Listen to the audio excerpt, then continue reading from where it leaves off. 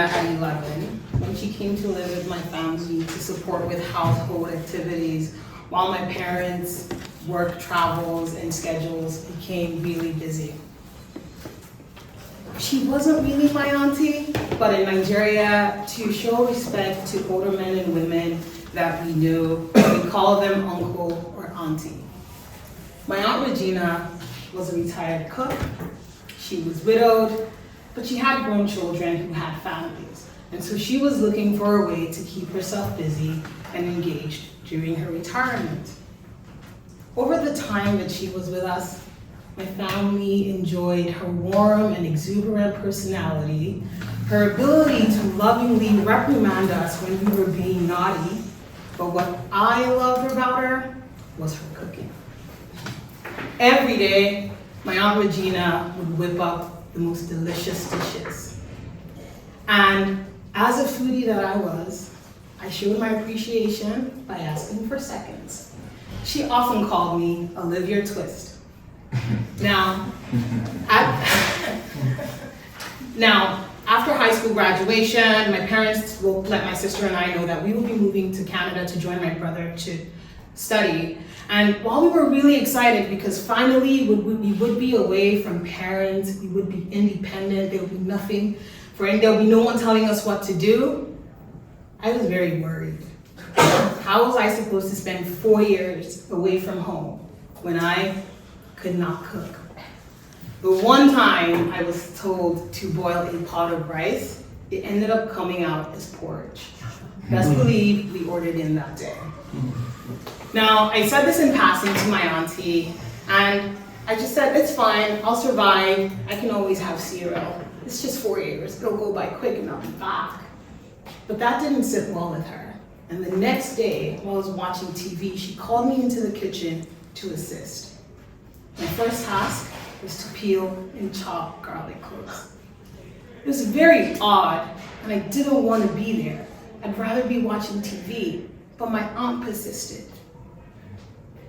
And day after day over that summer, I started to learn the art of cooking, but she also taught me about life.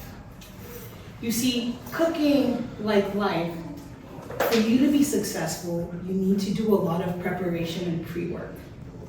You need to meal plan. You need to buy your ingredients. You also need to prepare and process all the raw materials so that it's ready to cook the actual food. Now, when you get to the point of cooking, you also need to understand that it takes time. It's very easy to put things all in the pot at once, but for you to get the actual flavor, it takes steps. Take Nigerian stew as an example. You marinate the chicken overnight. Then the next day, after 24 hours, you heat your oil, you saute your onions, you put your pepper and your tomato mix in the right quantities. And then my Aunt Regina would lower the heat. I didn't understand it. It was gonna take hours and I was hungry. But she taught me that for you to get that flavor, you needed to let it simmer. And even when I made mistakes, the food was too salty, it just didn't come out well, rather than make me feel bad, my aunt would tell me to walk her through the steps. And as I walked her through it, she was able to catch things I missed or what I could have done better. And that's how I worked on my confidence and became better. But let me tell you why my Aunt Regina was special. Anytime after we did all that pre-work and all the preparation, the food didn't hit the right spot, my Aunt Regina had a bottle that she called her secret spice. It was a mixture of ground fish and chilies, and once she sprinkled it into the pot, just like magic, I don't know how, it took the flavor profile from here to here. And she did it after every time she cooked, and it was just tasty. At the end of the summer, I'm happy to say that I moved to Canada and I did not die. I was able to survive cooking the food that I learned from my trusted friend and advisor. See, fellow Toastmasters, as I prepared for this speech, I realized that a lot of times we try to find mentors who are going to help us succeed in careers or progress. But I encourage you today to think about those times or those things that you want to improve in that are not necessarily in the office setting. Is there a challenge that you want to overcome? Is there a skill that you want to learn? Seek out mentors. It can be a family member, it can be a friend, and learn from their wealth of knowledge. But understand that it's not just them telling you what to do. You have to do the work. You have to prepare, you have to be patient, and you have to be willing to make mistakes. But your mentor will be able to walk you through where you have missed and any blind spots that you might have identified for you to be able to succeed. In addition to those steps, I challenge you to find your secret sauce. What is that thing that you have that makes you unique, that makes you original, that makes the difference and makes everyone know that you have been there?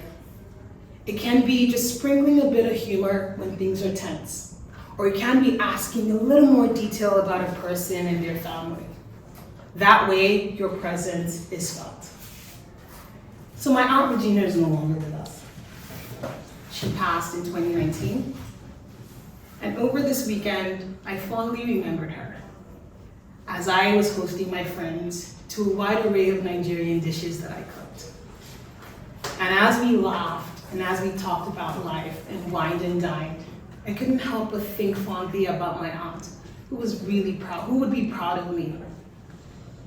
Because I grew up from a girl who couldn't even chop garlic to a girl who was cooking amazing dishes. But I tell you today why my Aunt Regina would be really proud. There was one more thing. Because finally, over X amount of years, I found my own secret sauce that made all the difference in my food.